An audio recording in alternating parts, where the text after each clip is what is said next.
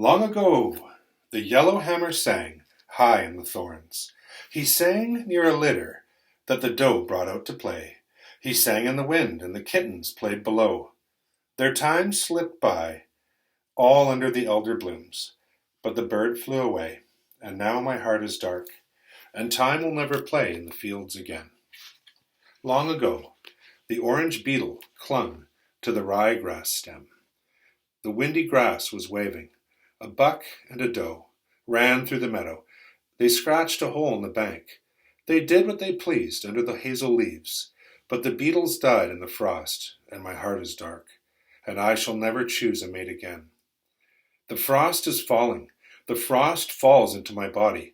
My nostrils, my ears are torpid under the frost. The swift will come in the spring crying, "News, news! Does, dig new holes and flow with milk for your litters." But I shall not hear it. The embryos return into my dulled body, and across my sleep there runs a wire fence to imprison the wind. I shall never feel the wind blow again. The doe fell silent, and her 3 companions said nothing, but their stillness showed plainly enough that she had spoken for all of them.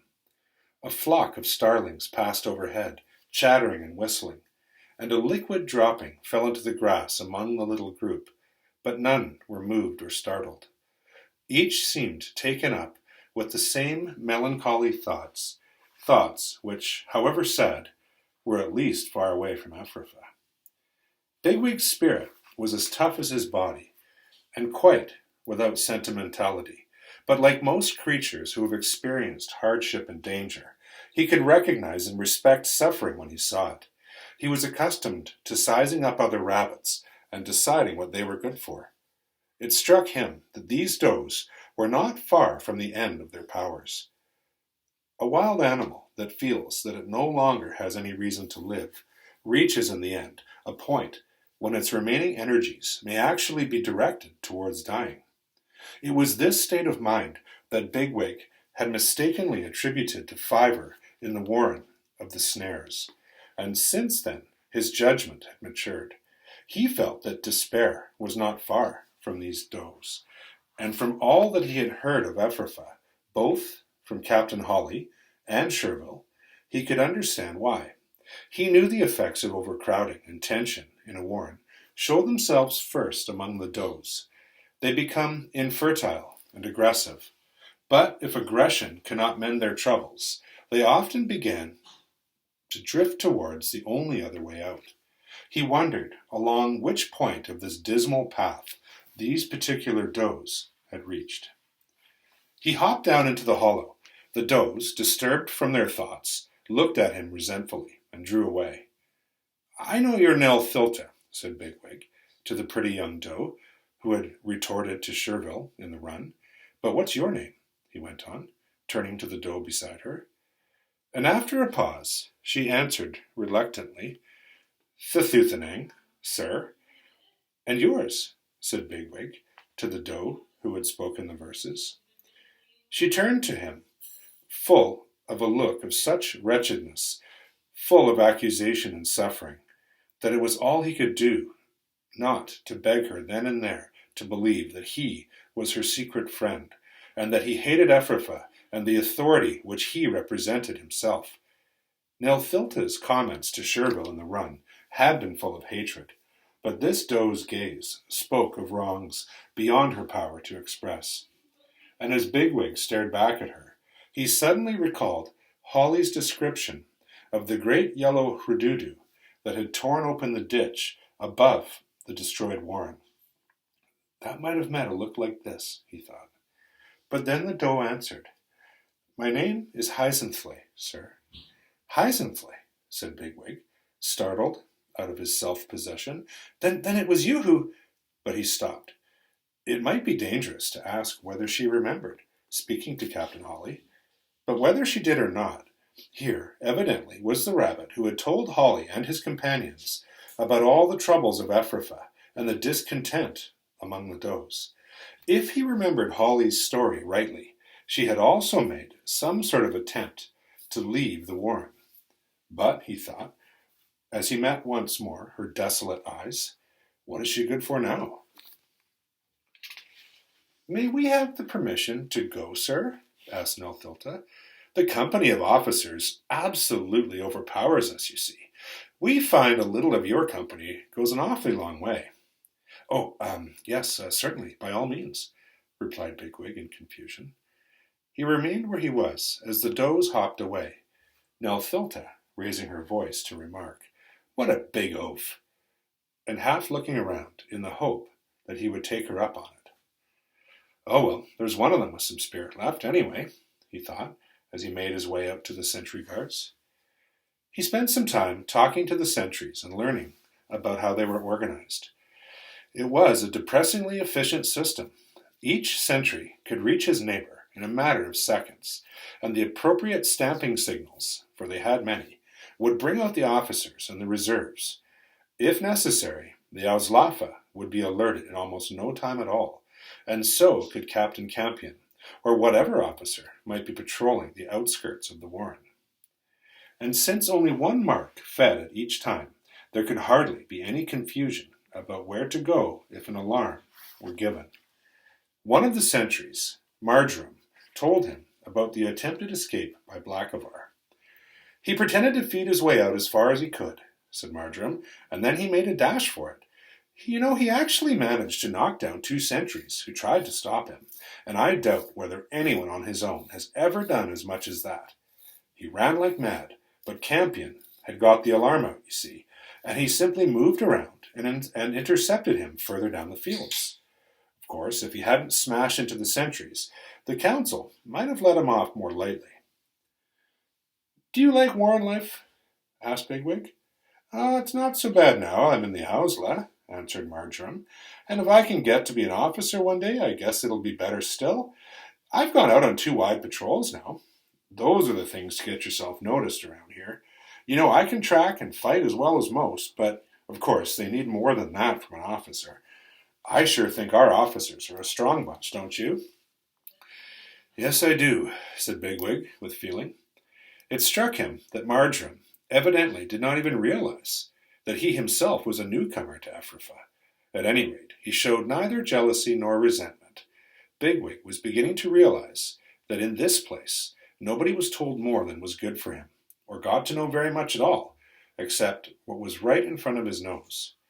Marjoram probably supposed that he, Bigwig, had simply been promoted from another mark. And as darkness fell, just before the end of the Silflay, Captain Campion came up the field with a patrol of 3, and Sherville ran out to meet him on the sentry line. Bigwig joined them and listened to the chatter. He gathered that Campion had been as far as the Iron Road, but found nothing unusual. Don't you ever go beyond the Iron Road?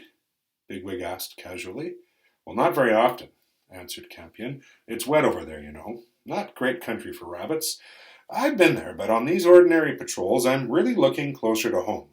My job is partly to notice anything new that the council needs to know about, and partly to make sure we pick up anyone who's bolted, like that miserable Blackavar. Oh, he gave me a bite I'm not going to forget, before I pinned him down. On a fine evening like this, I generally go down as far as the bank of the Iron Road, and then I work my way along this side of it. Sometimes I go in the other direction, as far as the barn. It all depends what's wanted. By the way, I saw the General earlier this evening, and I think he means to take you on a patrol, perhaps in 2 or 3 days' time, as soon as you've settled down and your mark has come off their dawn and evening Silflay. Well, why wait for that? Said Bigwig, with all the enthusiasm he could assume. Why don't we go sooner? Well, a mark generally keeps a full Ausla when it's on dawn and evening Silflays. The rabbits are more lively at those times of day, you see, and they'll need all the supervision they can get.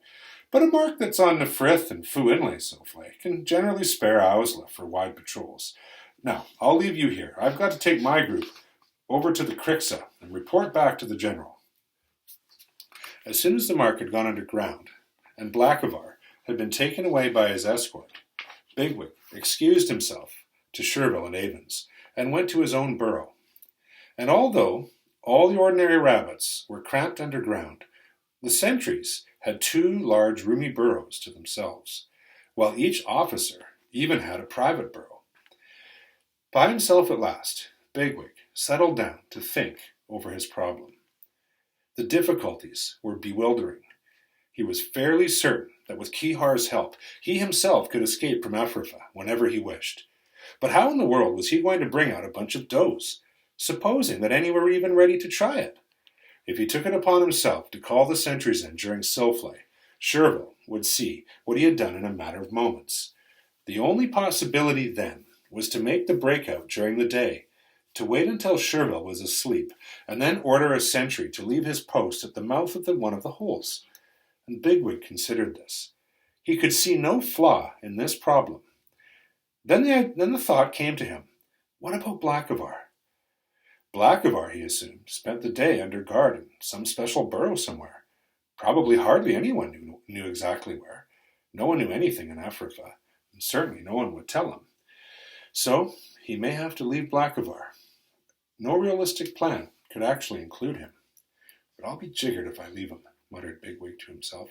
I know Blackberry would say I was a fool, but still, he's not here, and I'm doing this on my own. But suppose I wreck the whole business because of Blackavar. Oh, frith in a barn. What a business. He thought and thought until he realized he was thinking in circles. And after a time, he fell asleep, and when he woke, he could tell that it was moonlight outside. It was fine and still, and it occurred to him that perhaps he might start his venture from the other end by persuading some of the does to join him and work out a plan afterwards, perhaps with their help.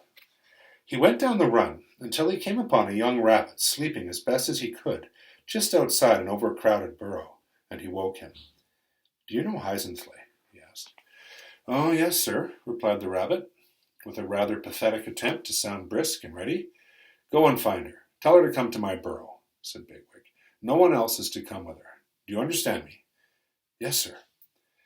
And when the youngster had scurried off, Bigwig returned to his burrow, wondering whether there would be any suspicion. It seemed unlikely. From what Sherville had said, it was common enough for Ephrathah officers to send for does. If there were questions, he only had to play his part, and he just laid down and waited. And in the dark, a rabbit came slowly up the run and stopped at the entrance to the burrow. There was a pause. Heisensley? Said Bigwig. I am Heisensley. I want to talk to you, said Bigwig. I am in your mark, sir, and I'm under your orders, but I think you've made a mistake. No, I haven't, said Bigwig. Don't be afraid. Just come in here, close beside me.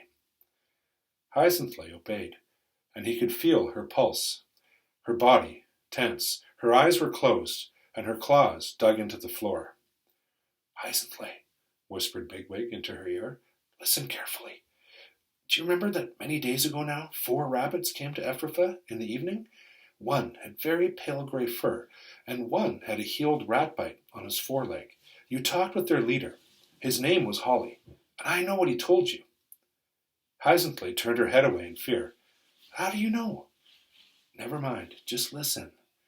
And then Bigwig spoke of Hazel and Fiver, of the destruction of Sandalford Warren, their journey to Watership Down, and Heisensley neither moved nor interrupted. The rabbits who talked to you that evening, said Bigwig, who told you about our warren that was destroyed and how they'd come to ask for does from Ephrathah. Do you know what became of them?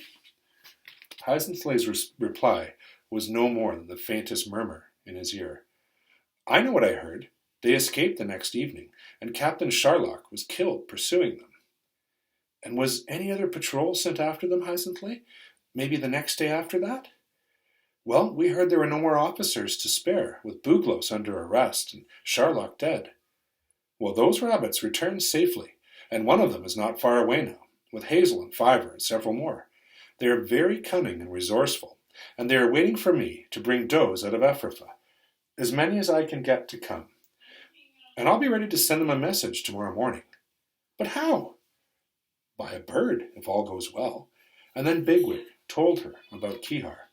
And when he had finished, Heisensley made no reply, and he could not tell whether she was considering all that he had said or whether fear and disbelief had troubled her that she did not know what to say.